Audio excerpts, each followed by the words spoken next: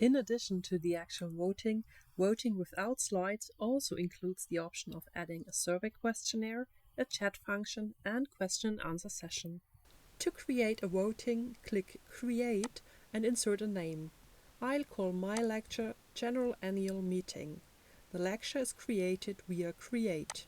In the created voting, I can assign a survey questionnaire, offer a download with event information to my participants, or I can adjust the settings.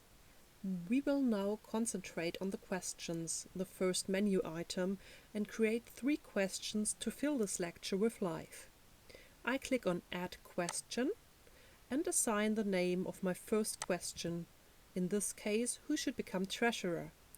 Single choice is selected as the question type. We'll stick with it for now. There is a separate video in which the different question types and diagrams are explained in more detail. Single choice means that everyone has the possibility to choose an answer option from various given answer options. The representation of my question is specified via the diagram type.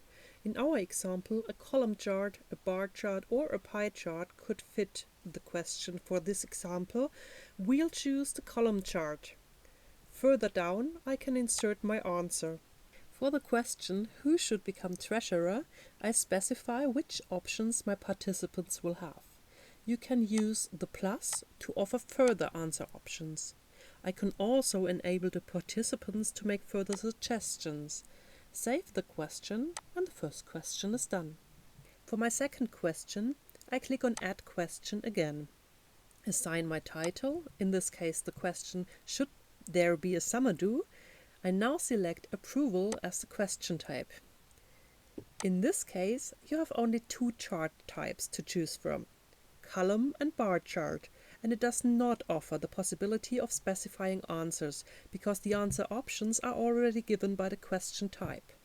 I click Save and have created my second question. Let's create a third question straight away.